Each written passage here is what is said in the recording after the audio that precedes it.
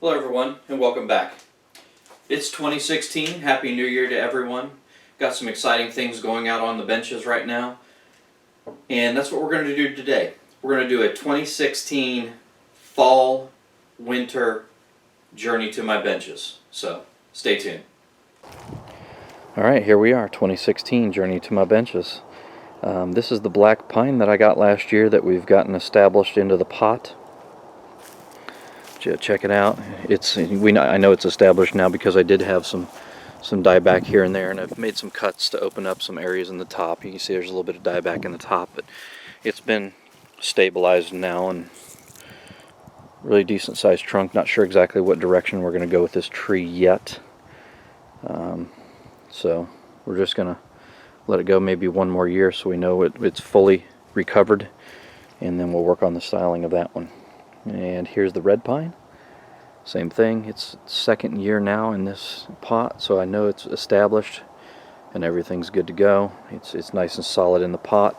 You can see the bud swell that we've got on each one of these individual areas is very large, so that tells me that the root system is healthy and established. Even on the weaker parts of the tree, like down here, we've got some really nice bud extension.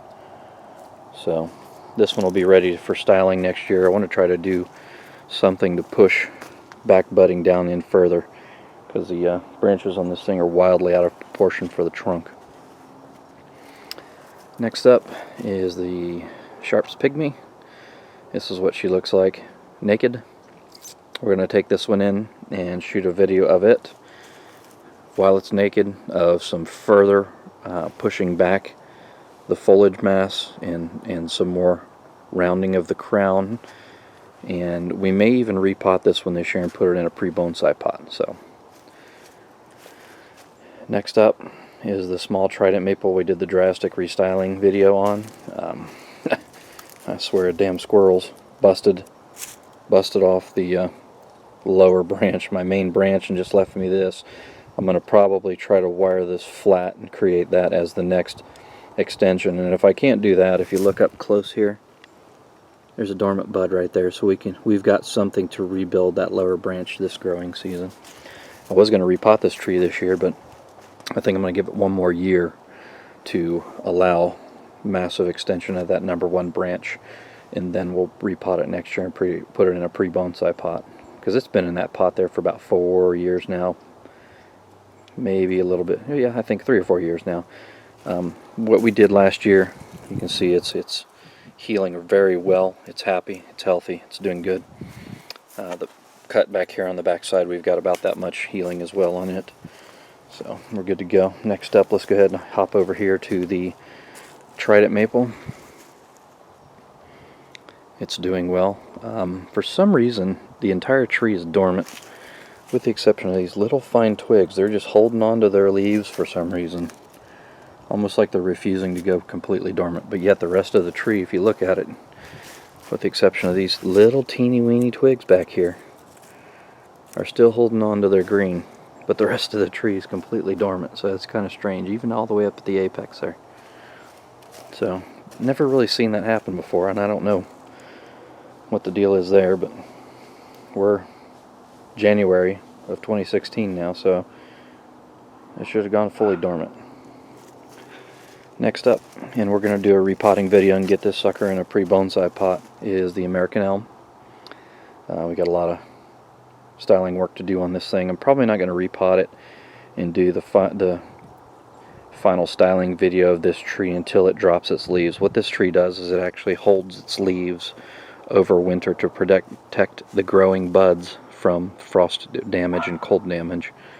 So once those start to drop, then that's time, and that's your know that it's time to go ahead and repot. So we'll go ahead and get that one done once that takes place. And right next to the big trident is our first trident. Really excited about this tree this year. I'm going to be doing a repotting video because I know it's been in this growing pot here for 4 to going on 5 years. So we're going to get this one in a pre-bonsai pot this year. And our graft finally took. Look at the size of this compared to where it comes into the tree here. That tells me that this is a well-established thread graft and can be removed from its parent growing scion, which is this big thing here. And by taking this off, yeah, I'm going to have a fairly large cut here to heal, but this, yeah, as you guys know, this tree heals very fast. So we're going to do a nice redesign and restyle of this tree this year finally. A lot of these larger branches that I kept on here for reasons of allowing compartmentalized growth and the health of the tree, we're going to be removing in favor of, we got some smaller buds here. That'll probably work out better this year for creating, or we even have these branches here that we can select, but we'll discuss that in that video. Next here is the wisteria. When I got this tree, it wasn't in the best shape in the world. It was very, very, very, very root bound, and we repotted it last year and tried to get it established in this pot. And unfortunately, I guess through shock or what have you, the top of it died out. So we're going to have some restyling work and some things we're going to need to do. I almost hesitantly didn't take this tree, and the reason being, it has this large area here that was dead all the way down the back, and it's hollow down in here. And I don't know if that had anything to do with why it died back up there, but we got to do something about fixing this year if I'm going to keep this tree. This tree may go back to where I got it from, and then again we may hold on to it. Again, I'm trying to focus more on the maples in the elm species more so than any other species. So, but you know, it's a nice tree and it flowers, and I thought it would be a nice one to have, and a massive trunk. I've never seen a wisteria or a stewartia, sorry, with a trunk like that at all. Personally, I'm sure there are some out there, but I just haven't personally seen one.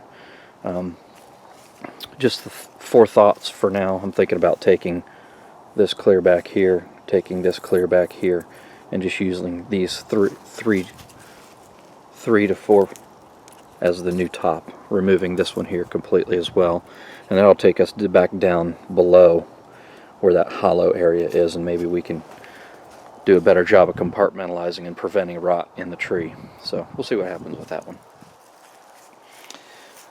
I want to apologize in advance. Unfortunately, I didn't get the opportunity to do a repotting video on this tree, but we did do a repotting of the pyracantha, and it is stressed out a little bit, dropping some leaves, but here's what we came up with.